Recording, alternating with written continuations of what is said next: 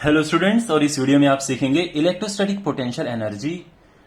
तो जब हमारे पास दो या उससे ज्यादा चार्जेस होते हैं और एक दूसरे के पास में रखे हैं तो इनमें एक पोटेंशियल एनर्जी होती है।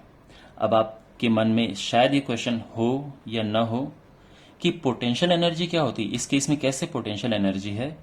सो माय डियर, कभी भी कोई चीजें जब ऐसी स्टेज पे होती हैं कि अगर हम उसको मीन्स उनकी पोजीशन ही ऐसी है जिससे कि उसमें एक एनर्जी है। सपोज दैट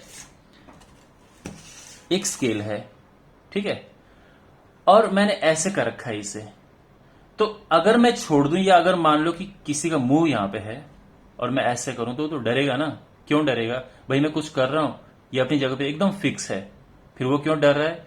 इसीलिए क्योंकि उसे पता है कि इस चीज में, इस अवस्था में पोटेंशियल एनर्जी है, तो उसको डरना चाहिए। क्योंकि जैसे मैं इसको रिलीज करूंगा ये सीधे लग जाएगा। यानी उसकी पोजीशन, किसी भी चीज की पोजीशन अगर इस तरह से है कि उसमें, उसकी उस पोजीशन की वजह से ही उसमें एक एनर्जी है, कुछ कर पाने की ताकत है, तो वो उसकी पोटेंशियल एनर्जी हो गई है। आपने देखा सुना होगा कि भाई वो इतना टैलेंटेड पर्सन है, उसमें बहुत सारा पोटेंशियल है, अभी कर नहीं रहा हो लेकिन उसमें पोटेंशियल है, यानी जब वो करेगा तो फिर बहुत कुछ करेगा। एनीवे, यहां पे सीन देखो, ये दोनों, अगर मैं पॉजिटिव चार्ज ले रहा हूं क्योंकि पॉजिटिव चार्ज से डेरिवेशन सिंपल हो जाती है, ये दोनों हमने एक दूसरे के पास रखे हैं और इनके बीच की जो डिस्टेंस है वो है आर।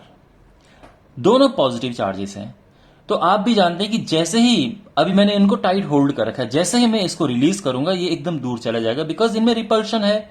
तो सोचो, इनको पास में लाने में कुछ काम किया गया है, और यहां पे भी बिल्कुल ये एक दूसरे से दूर जाने के लिए तैयार हैं, लेकिन उनको होल्ड कर रखा है, और यही इनकी एनर्जी है। यानी अगर आप छोड़ेंगे तो बहुत तेजी से दूर जाएगा।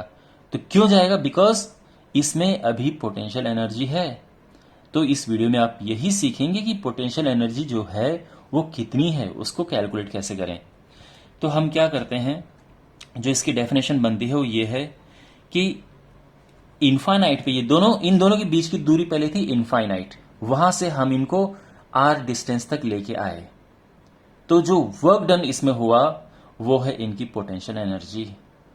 ठीक है, so work done in bringing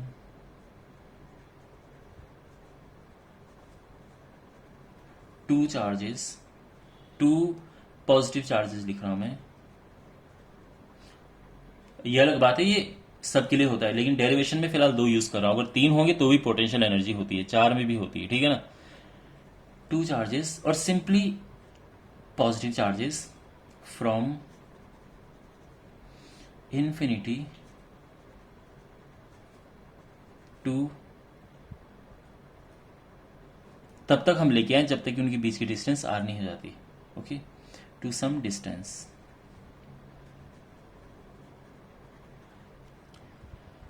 तो हमें सिंपली वर्क डन निकालना है और हमारा आंसर आ जाएगा। तो देखो कैसे।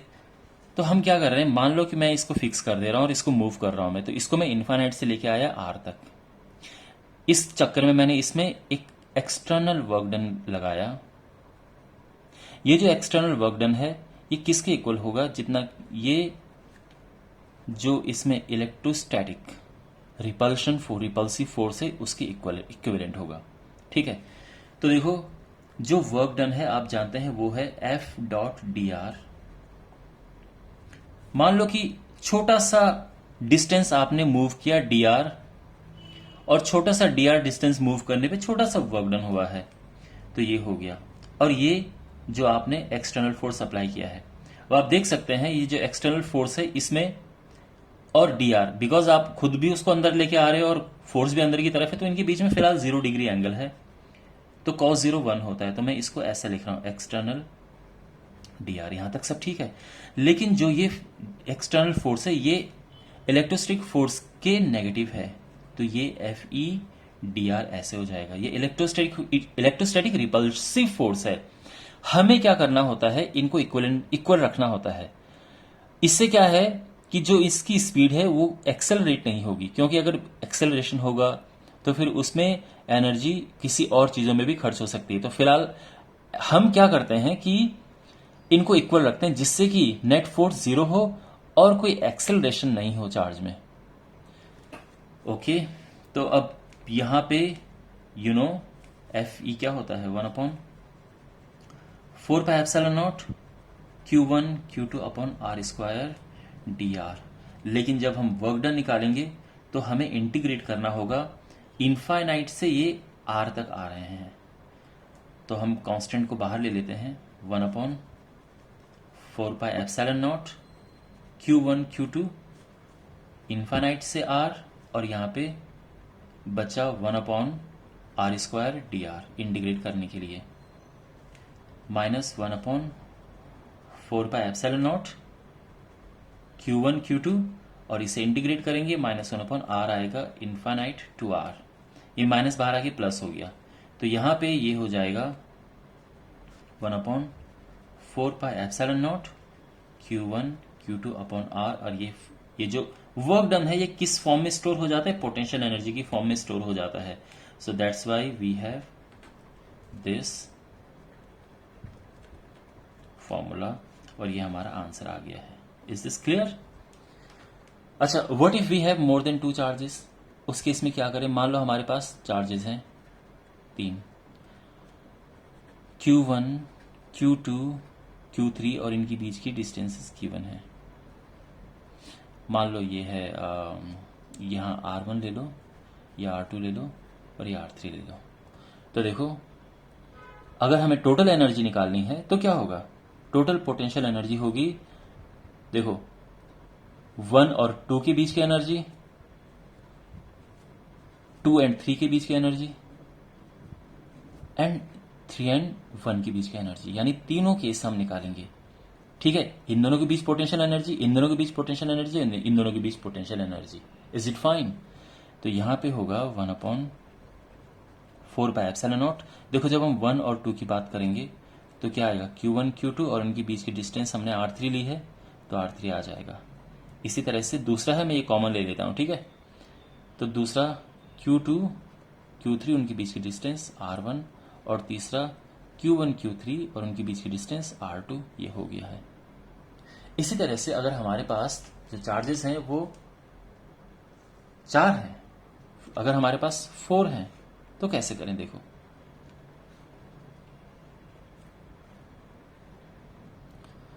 This is Q1 Q2 Q3 Q4।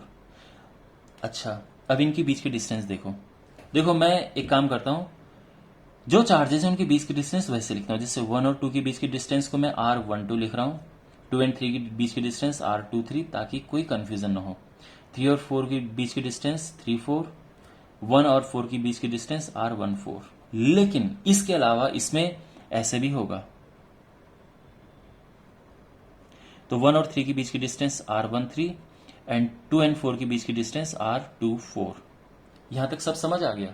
अब यहां पे आपको अगर टोटल एनर्जी निकालनी है तो आपको सारे 6 केसेस लेने पड़ेंगे, ठीक है। यानी 1 2 के बीच का, 2 3 के बीच, 3 4, 4 1, और बाद में डायगोनली भी लेना है, यानी 1 3 के बीच में एंड 2 4 के बीच में, और फिर जैसे यहां पे किया है वैसे ही करना है। आपको समझ आ गया? तो आई होप ये वीडियो आपको यूजफुल लगा होगा, एंड अगर वीडियो अच्छा लगा है लाइक करो, इसे शेयर करो अपने फ्रेंड्स के साथ में, and subscribe to the channel. See you in the next video my dear, take care.